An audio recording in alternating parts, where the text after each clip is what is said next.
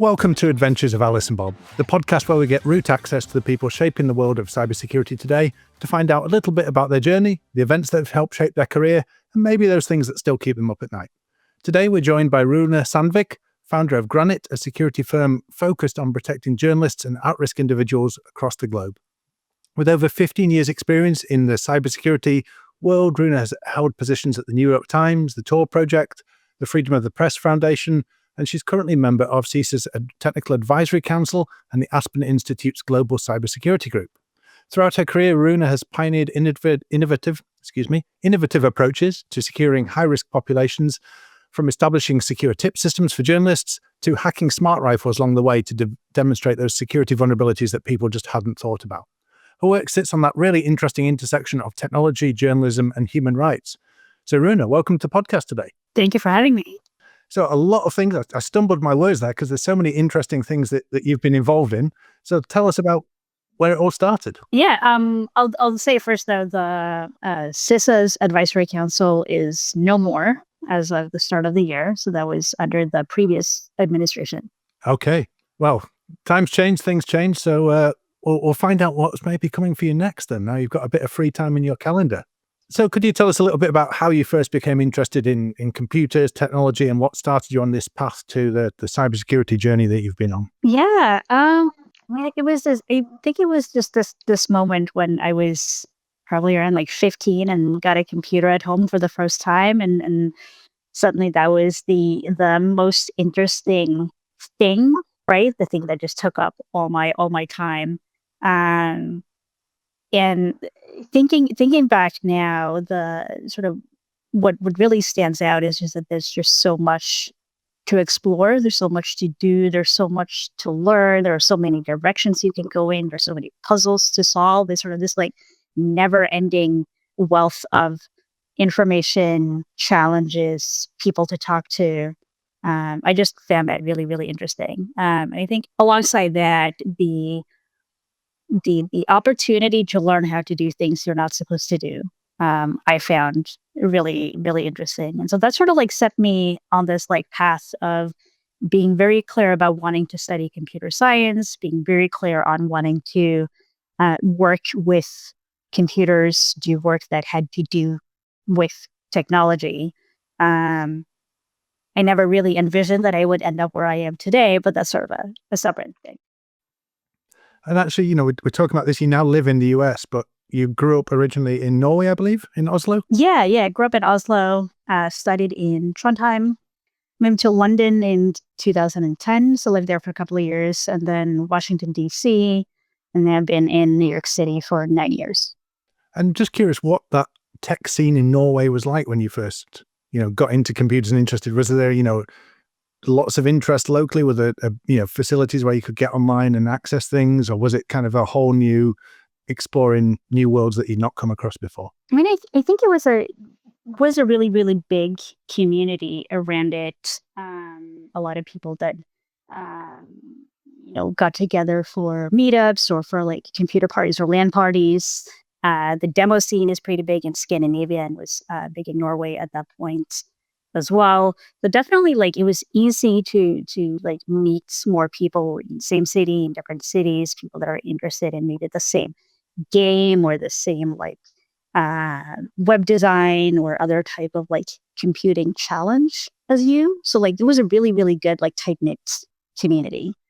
I think that what I looked for, sort of the reasons that I always wanted to move out of Norway was when I then looked at, okay, so I get a degree, what kind of job is available to me once I graduate? What do I do when I'm done? For me, the options just sort of seem to be, well, you join one of the big consulting firms. And to join one of the big consulting firms, you need to be a straight A student. And that wasn't me. I didn't necessarily see anyone doing anything different than joining a big consultancy firm. So like if you go outside of Norway, even like in the UK, certainly in the US, far more options, far more space for people to create their own adventure, right? Carve their own path, do things in a slightly different way than back in Norway. I think it's interesting because as you've gone out into the world and carved your own path, and maybe I'm reading too much into this, but I kind of look at the projects that you've been involved with, which are often to deal with kind of big societal issues, right? Protecting journalists, defenders of human rights, making things that benefit all of society. And I'm curious, as you've gone out into the world, how much that growing up in Norway and the concepts of, janteloven and that kind of societal focus on society over individualism, how much that influences the way you think about things and the way you approach problems that are out there. It's a good question. I think probably quite a bit. I think it was like I first found the Tor project in 2011. So that's when it was through my work with Tor that I really got to see how um what the technical challenges are for people in other parts of the world with censorship, with lack of access to content, with lack of access to secure communications, without the same focus on a free press or a reliable justice system.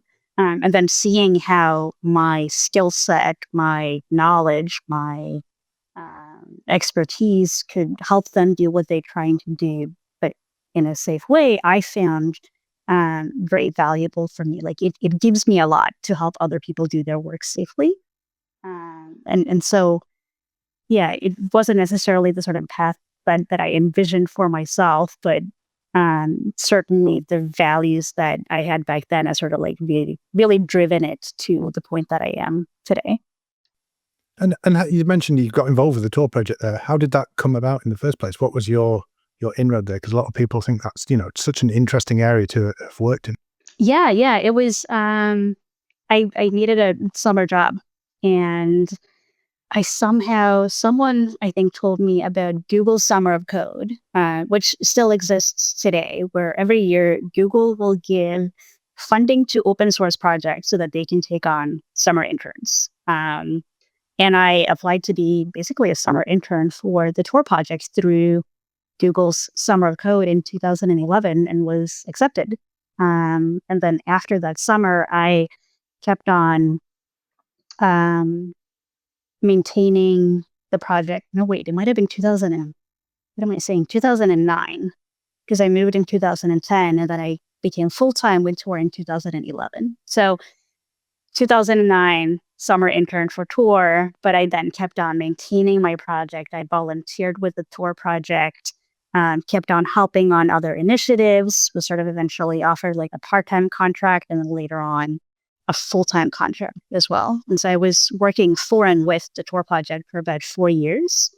Really, really sort of shaped the work that I do today, because it was a lot of really, really good things working with a nonprofit organization, even just like a small team, is that in some cases it's all hands on deck. You get to try a lot of different types of roles. Maybe you do support, or you do QA, or you write some code, or you do some project management, or you work on translations, or you do community management and outreach. And you really get to try a lot of different types of work. You get to figure out what you're good at, what you want to be better at, what you maybe don't like as much, which has been really, really helpful. And how did you then start to go? You've been working at the Tor project for a number of years then, and then I believe you kind of went across into an area that obviously there's overlap in terms of the press and press freedoms and being able to securely communicate, but it's not a non-profit. It's not the same thing. It's more of the corporate world than kind of an open source project. So what motivated you to go and do that transition, and what was the experience like there? Yeah. So it was a time at the Tor project when we had a project to train reporters in different parts of the world. And as I worked on that project, I found that if the goal is to help these people work safely as journalists, simply teaching them how to use the Tor browser and what Tor is isn't as helpful as if you also teach them about good passwords and two-factor and secure communications and ways in which surveillance happens or how leak investigations go. And I think it was seeing that gap and knowing that I had expertise and sort of knowledge that could help in that case. And also just really enjoying the sort of world that is investigative reporting. There's a lot of digging and asking questions and solving puzzles and really trying to figure things out, which is a lot of what I fell in love with in the early days when I first got a computer. So it was like finding this like super, super interesting combo of those two spaces and being able to just put them together and see that there's a need, I have an expertise, and then somehow try to like make that work as a job. And as you moved into that role, I'm curious, were there any like real eye-opening moments when you first started talking to these people about how to stay secure and you just thought, oh my goodness, there's so much risk here that they're exposing all these kind of things. They think these things are secure, but actually it's not a good idea to do that. Like what was the learning curve like for the people you were trying to help secure? I think it varies in like different parts of the world. I think there will be cases where some people maybe aren't as familiar with technology, so you have to like start at a bit of a different level when you're like teaching them how to communicate safely. For example, um, there will be cases where they are so aware of um, government surveillance and government harassment that they're like, "Yep, that's just there. We either know how to navigate around it, or it's there. We can't ever do anything about it, so we're not even going to try. This is just like a lost cause." And then I've seen people that are sort of racing ahead a bit too quickly and not really taking the time to consider the risks involved with the work that they're doing. Sort of like all across the board. Um, so I think the sort of bigger challenge has perhaps been to um, learn how to teach effectively, because different examples and different ways of like phrasing things will land very differently depending on the group of people that you're talking to and where in the world they are. There are examples that you can give when you're speaking to journalists in the US that don't necessarily resonate with journalists in Norway. Um, but for me, in many ways, that is also a puzzle. Like, if the goal is to help this person work safely, how do I communicate in a way that makes that actually land for them? And so I find that really interesting as well. Yeah, I love that because one of the things that I've talked about in the past actually with various things is the thing I really like working in cybersecurity is that light bulb moment. When you're explaining something and someone suddenly gets the concept, they get why this is an issue or why they need to go a certain way with it when they didn't see it before. So I completely appreciate that kind of puzzle of, half the time in our industry, the challenges are technical, but a lot of the time it's being able to tell the right story that makes someone understand it from their cultural, contextual background. You mentioned in that section, the thing that probably most people are familiar with, we think of protecting journalists against hostile nation states in areas, authoritarian governments and things like that. But I guess there's a huge range of threats out there. There's corporations that don't want journalists investigating stuff. There's crime. There's all kinds of different things. How varied are the kind of the technical threats that face journalists? I mean, the different types of like threat actors can be like trolls, hackers, private investigators, law enforcement, intelligence services, um, and even within those types of actors, we do see like a lot of blurred lines. So we'll be like state sponsored, state adjacent, state just looks the other way. And the tool sets and the motivations and the sort of budgets sort of like very much vary accordingly. Um, yeah, it's really all over the place. So it's like when we're talking about protecting journalists and at-risk people, you are talking about defending against common um, common like adware, common scams, the CEO gift card scams, for example, all the way down to like nation state actors. And you're also touching on potential like legal concerns. So injunctions to prevent someone from reporting, or threats of lawsuits or actual lawsuits, or intimidation of sources or even the journalists themselves. There's a lot of even non-technical tools in that toolbox that will be leveraged against reporters to stop them from doing their work. And you mentioned it, I mean, for a start, no pressure there because it's everything and anything is the threat that's out there. But you mentioned one important thing, which was the sources and the idea that people can come forward to journalists with information, whistleblowers, whoever it is in the industry. They're often at far more risk than the journalists themselves. So could you maybe talk to us about when you first started working, with the New York Times, what the systems were in place for actually people being able to bring a tip, being able to whistleblow on something to a journalist, and how you sought to improve that? Yeah, so this was back in 2016. And I think that was sort of the sort of state that we had at the New York Times, sort of same at other media organizations as well, where if you as a source, as an individual, right, you wanted to send a tip to a journalist at the New York Times.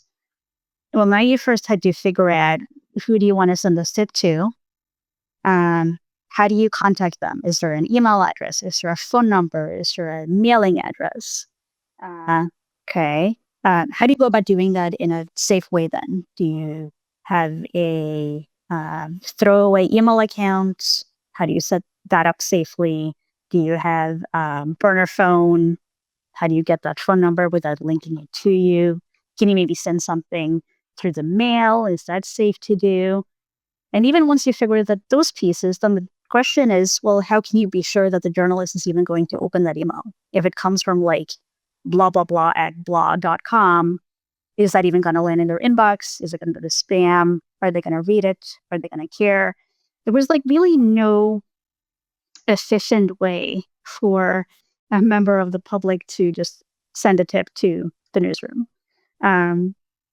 And so in late 2016, we then launched the tips page. So on nytimes.com/tips, you could see different ways in which you can securely and in some cases anonymously contact the newsroom at the New York Times. And so we built then there's a set of platforms. So Signal is one, Secure Drop is another, and a process for then dealing with reviewing and sort of the intake of the tips, and then finding the right person or the right team to then review that information so that anyone can send a tip to the newsroom at the New York Times. And then there's a team at the newsroom that is then figuring out, well, who do we now read this to? This appears to be a legitimate, good tip. We need to make sure that someone looks at it who's the best person or best team to do that.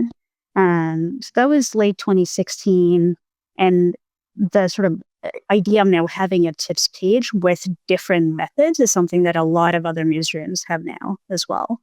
And Secure Drop has, I think, for years really been the gold standard for how can newsrooms have a setup that allows people to anonymously send tips to them as well. The thing I'm just thinking as you're describing the system there, so you've shifted from that problem of where people were kind of flinging mud at the walls, effectively hoping something sticks with burner email addresses, random phone calls, anonymous answer phone messages, all this kind of thing, into a much better system. But then that system itself, because it's centralizing, that then becomes the target for threat actors who want to know more about what the journalists are receiving and doing. So what were some of the considerations you had to look into there for even how it's accessed from the newsroom side, or how it's public infrastructure that people are able to throw files at, making sure that's properly secured? Yeah, I think that's another really, really interesting puzzle. I think if you dig into Secure Drop and the development of it and the threats that it can and cannot account for, I think there's a really, really good just overview of the problem. What are the challenges? What are the challenges that Secure Drop is solving? What are the challenges that still exist? How can we address them? I think on some level, just acknowledging that when it comes to a source communicating with a journalist, there's always going to be some level of risk. There will be some things you just can't foresee or you can't account for, you can't solve for. But the sort of challenge that you're describing really just boils down to you have a system that has sensitive data in it. How do you keep that as safe as possible? Because you can't, like, you can choose not to have that system, but then you're in that space where like it's not easy to submit tips to the newsroom. So then you have the system, but then now how do you construct it and safeguard it in such a way that it is as safe as possible, still acknowledging the risks that are in place? So some came down to technology, some came down to like process and workflow, some came down to like training. Um, I think it was a really, really interesting project to work on because it touched so many different stakeholders. It was also like a new type of project to tackle. And yeah, again, it had that like, I think for me, like really, really fun combo of like investigative journalism, high risk work, big like technical challenge, and a lot of like threat modeling that went into it. And thinking of that thing of that light bulb of communicating to the people and getting them to understand it, was it something that was kind of mandated that journalists should use it? Was there a challenge in convincing journalists to use this rather than just point their sources at, some of their older communication methods? Like, I have always got this other phone number that I just get people to message me on, and please just keep doing that. What were the cultural shift challenges, or were they just widely accepting it and thinking this is a great new way of doing it? I think it was that. I think that, for the people that already had their own way of getting in touch with sources, like that never went away. No one said you can only advertise this link now. You can only do it this way. It was like, here's another tool in the toolbox for you. It was also, again, 2016. So a few years after Snowden, there had been a lot of discussion in the US about government-level surveillance, the need for secure communication, a lot of focus on how Snowden communicated with the journalists, how the journalists who worked on all of the different stories, how they safeguarded the data, all the attempts by the US government to get at the data, and then the sort of secure drop being like the um, um, sort of focal point for like, this is the thing that newsrooms need to allow sources to be anonymous. So I think it was just like the right thing at the right time, and people were just like very ready and willing to give this a try, very excited to see what would come of it. And there are a few stories that were published after that tips page launched in 2016 that publicly were like attributed to tips that came through one of those channels. That's fantastic. When those tips are coming in, one of the things, we often talk about in cybersecurity is phishing emails, social engineering, pressuring the user into thinking, oh, this is a really, interesting file that I probably shouldn't be able to see. I'm going to open that straight away. How do you make sure that the tip system doesn't become a vector for exactly those kind of things, malicious files, malicious attachments, attempts to actually compromise systems further down the chain in the organization? I think Secure Drop specifically has a way of like dealing with that, where like you can only open the tips you received on an air-gapped machine. So that is sort of one of the scenarios that that is accounted for there. Got you. Yeah, that is just a really interesting area where there's so many different attack vectors. Like you say, it's just this huge puzzle to solve for of all these different things. And of course, we've talked about your work there in helping create the tips system, basing off that Tor piece, but you also just do things sometimes just because you can. I think I heard you say, there's some research you've done in the past that you did just because you thought, hey, it'd be interesting to speak at Black Hat and DEF CON. This seems like something I could dig into. And having lived in the US for, I think best part of 15 years now, is that right? Yeah, it's been a while. It's been a long time. Time's flying by. I know. So you've been there a long time, and no doubt you've been exploring many of the aspects of US society that us on the outside, I'm based in the UK, we find fascinating. So maybe you can tell us a little bit about how you found yourself at a gun show and wondering why a gun needs Wi-Fi and an app, and how that might lead you to DEF CON. Yeah.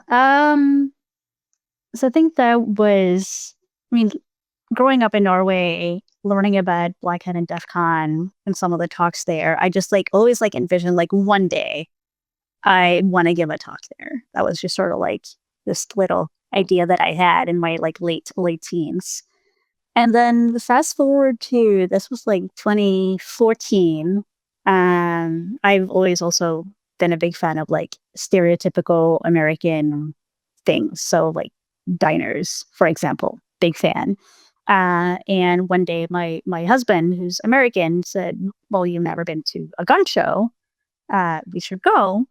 And so we go, and there's the people making the cabinets with the concealed compartments where you can store your like little handgun. There's the person with the pink AK-47. There's the random person making his own custom bullets. There's all sorts of like stuff, and there's sort of all your like common types of like firearms. And then there's a company out of Texas presenting this rifle with a custom scope on it. And it's sort of framed as a rifle that can, it's like a smart rifle. You can tag your targets, and the rifle will not fire until the sort of computer inside has determined that, it will have to release the trigger right now. Then you will absolutely, definitely hit the target. It's just like sniping for dummies. And they're talking about this as being this like brand new, revolutionary kind of firearm. And on our way home, I'm like flipping through the brochure, and this thing has like, there's a computer, it has software updates, it has USB ports, it has its own wireless network, it has mobile apps. And I just said, well, hey, we should buy one, hack it, and present at Black Hat and DEF CON next year. And my husband said, sure. So that's what we ended up doing. We had this like rifle on our kitchen counter for probably about 8 months, with like scope sort of half open, cables hanging out of it, computers hooked up to it, really trying to figure out like what can we learn about this thing, and in how many ways can we do things that we're not supposed to do. When you first opened it up, because I always find this fascinating, when you start looking at smart devices, IoT devices, you open them up and suddenly you start looking at it going, oh, I recognize these pieces. It's the Lego bricks that build it. So talk us through the process. You open this thing up, and what did you find inside this rifle with a smart scope built onto it? Just a little like handful of PCBs. I think we ultimately got help from a group of hardware hackers in Washington State with this portion. But at the end of the day, it was just a matter of like hooking on to the little thing that turned out to be the file system, and then you had full access. There was no like encryption. There was no like nothing else that made it harder. If you had physical access to it and just the right cables, you had access to the file system. And this was basically a Linux device running a small computer, helping calculate the aiming. And as I understand it, it basically locked out the trigger if it thought you were going to miss. Yeah. So like by the trigger, there's a red button. You tag it, and at that point, the trigger is locked until the computer inside, which is effectively a BeagleBone Black, until the computer has calculated that releasing the trigger at like this point in time will ensure that you hit your target.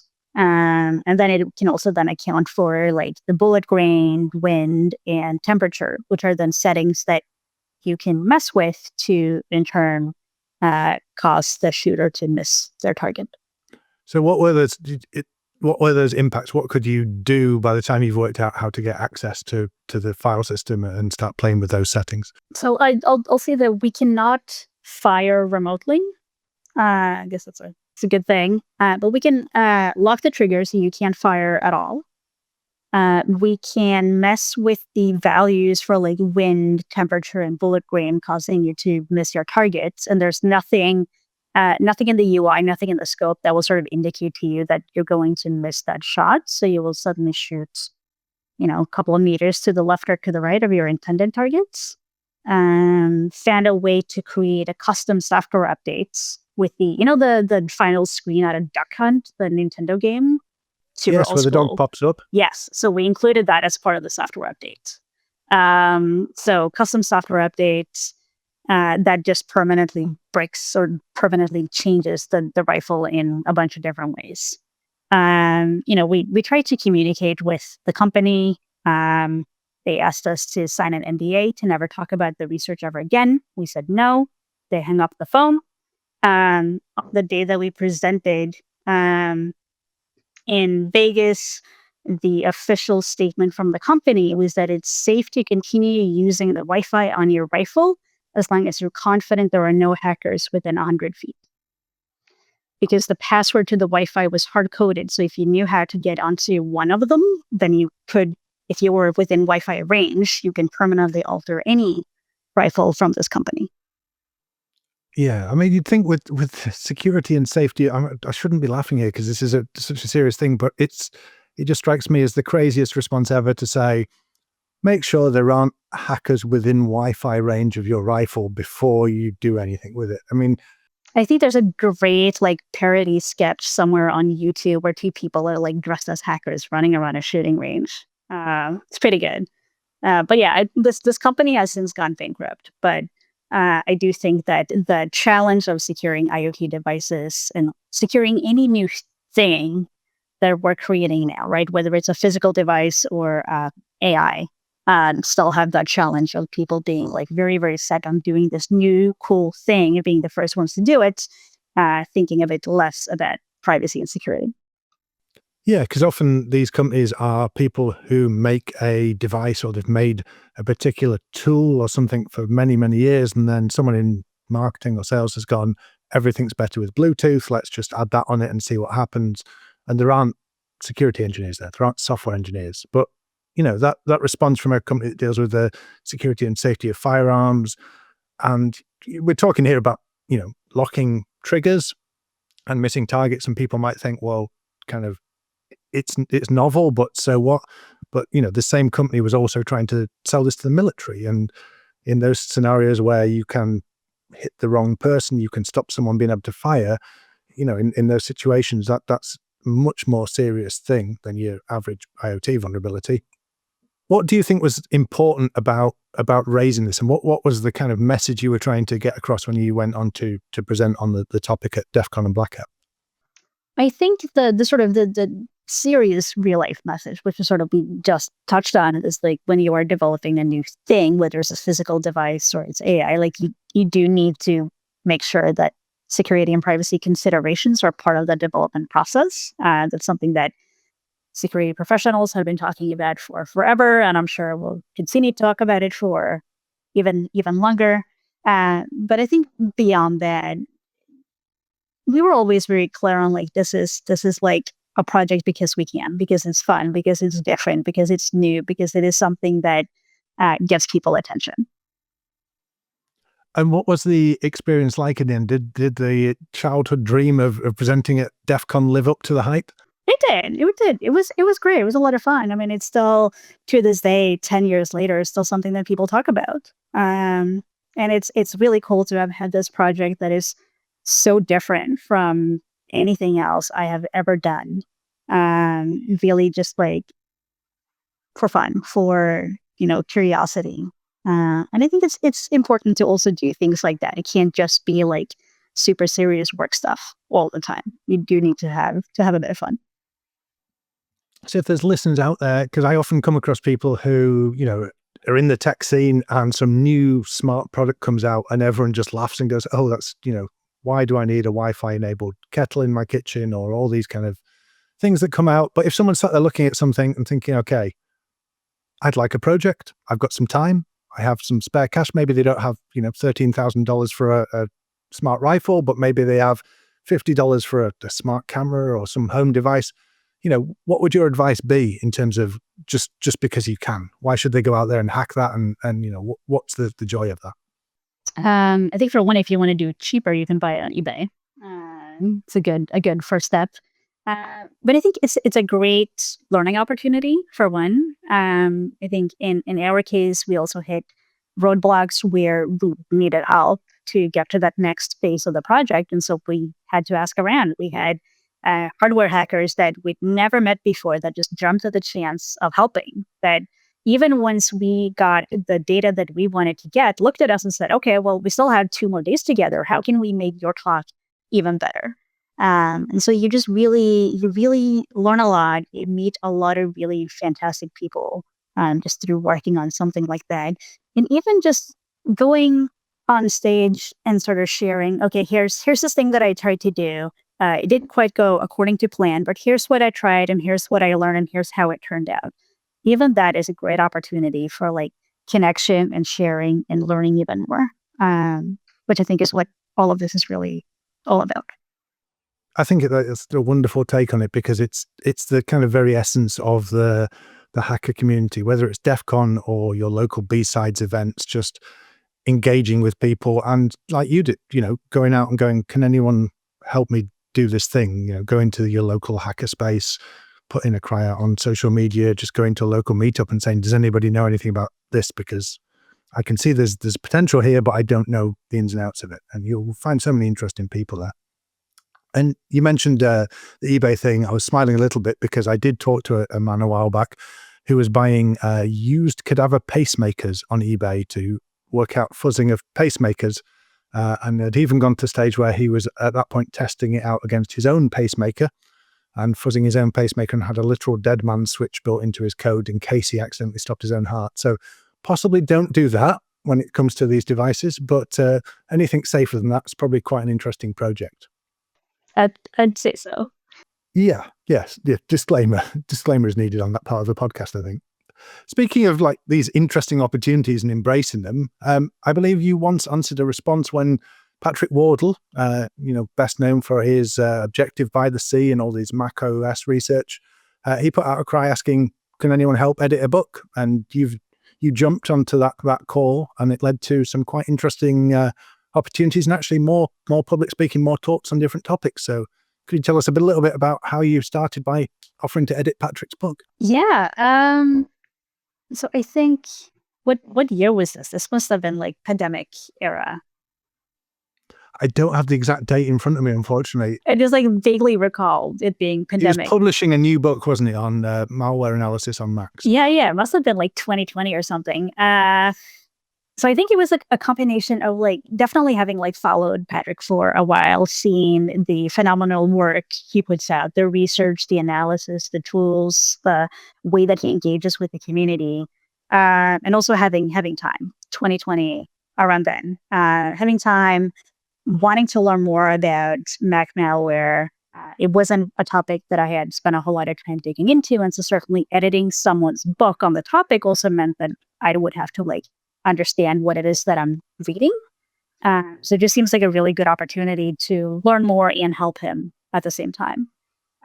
So I did that. And as we then started talking, we also talked about the conference that he had in, I think this was 2021, and like maybe doing some sort of journal talk, comparing notes. I had some like CIA malware that I wanted to dig into. He had some NSA stuff. And so we came together and were able to create a talk around those two pieces of malware. And that was around the time, I can't remember the exact name of the leaks, where a lot of the security agencies' tools were published online. There was a lot of dumps of information.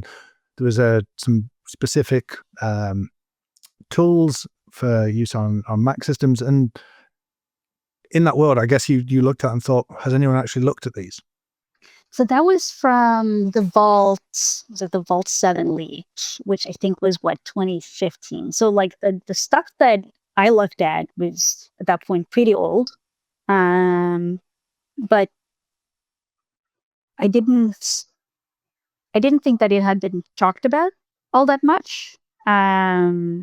I knew that people within the security community had definitely looked, but no one had really like presented on it or like done any sort of digging into it. And so being fairly new to Mac malware, to digging in, having edited his book, having learned a lot, I just figured, what if I apply everything that I've learned now to this project? What can I find out? What can I learn? What can I then share that would be like new or novel or interesting, or even just like as a like, hey, I got this far, there's like this much left, can anyone else help out?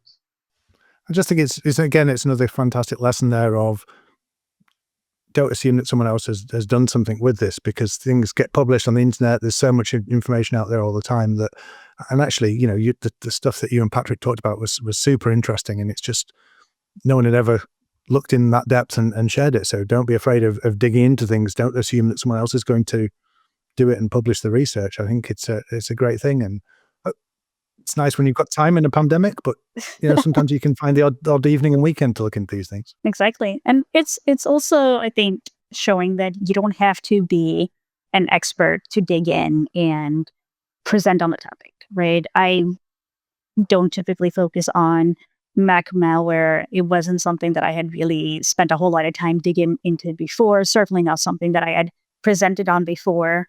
But I learned a lot. I know there are other people that learned something from what I presented as well. I think it was a really good experience. I met some new wonderful people that I'm still in touch with today. So like you don't have to have all the answers, right, to take on a project. And the project doesn't necessarily have to be 100% successful in whatever way you define it for you to go and like give a really good talk.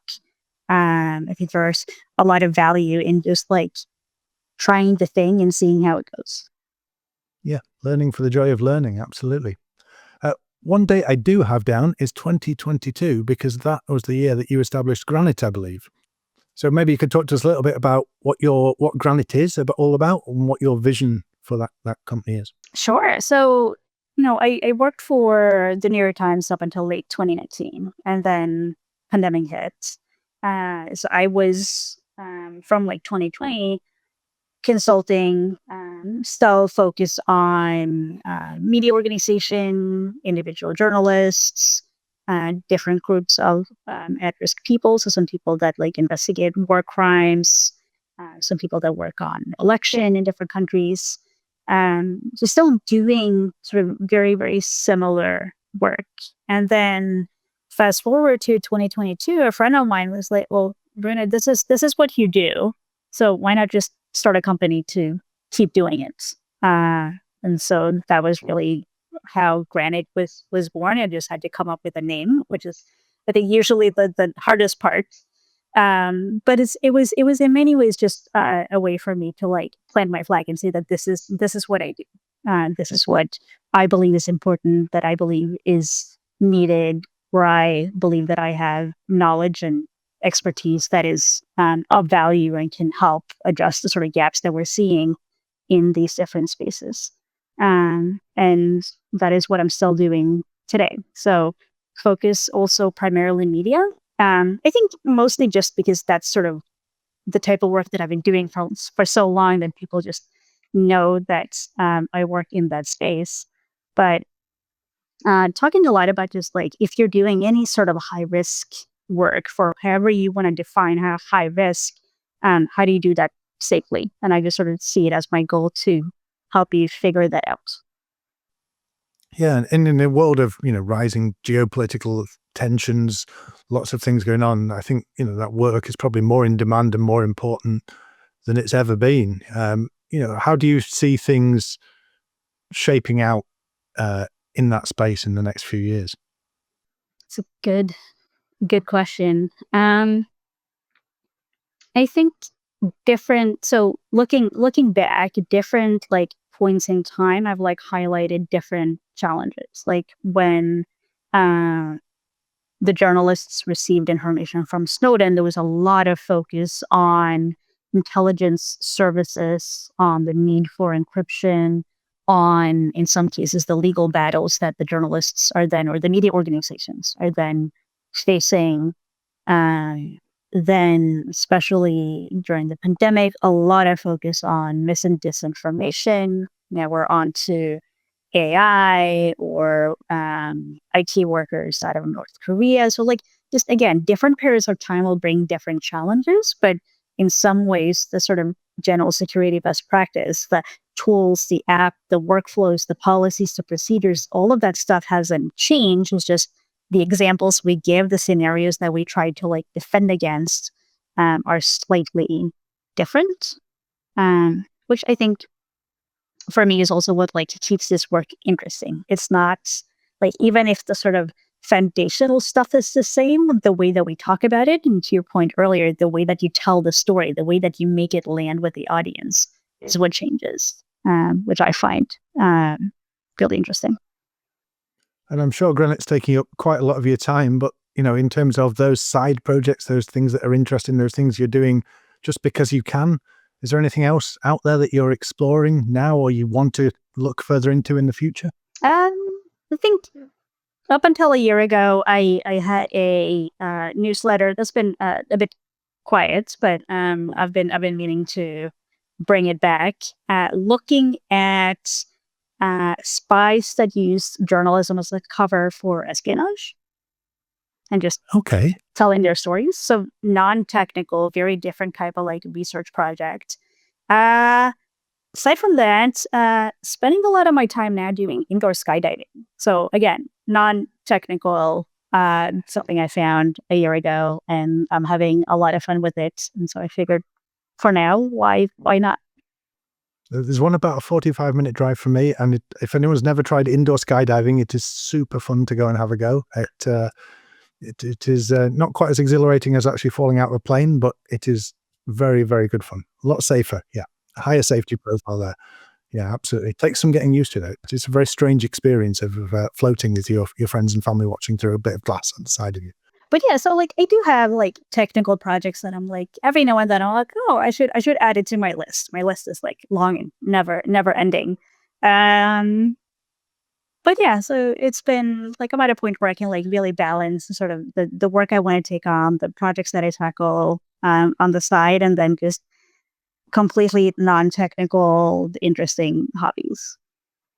Absolutely. Then we're going to leave you on the magic wand question, which is if you had a magic wand and could change one aspect of the way we approach security, possibly just for high-risk populations, possibly in general in the industry, what would that change be? That would be, please wait for security people to have some input on the thing that you're doing. That's it. I just feel like everyone is just like rushing to do the thing because it's new or it's cool or we have to be first or it's just that important or because, the security people will just add time and money to the project. But yeah, if there's one thing, it would be just like, please wait. Absolutely. Look before you leap, because the cost of fixing security issues once they're actually out there in a device, maybe with hard-coded Wi-Fi, is far greater than fixing it on paper with a security engineer. This whole idea of shift left is there for a reason. It's not only more secure, but it will save you a lot of time and money and effort. So yeah, I think that's fantastic advice there. And don't rush into it without talking to someone in security first. Unfortunately, that's all we have time for today on the Adventures of Alice and Bob. Once again, a big thanks to our guest today, the wonderful Runa Sandvik. As always, thanks to our super producer, Jesse, and the team at Beyond Trust who make this podcast happen. I'm James Maude, and this has been Adventures of Alice and Bob. Thank you for listening to the Adventures of Alice and Bob. Do you have any stories from the cybersecurity trenches that would make our listeners' jaws drop? If so, we would love to have you on the podcast. Maybe you faced down a ransomware attack with nothing but coffee and determination, discovered a breach in the most unexpected way, or had a pen test go horribly wrong. Whatever your tale, funny, harrowing, or just plain wild, we want to feature you on the show. To share your cybersecurity war stories, email us at booking@merchantsmedia.com.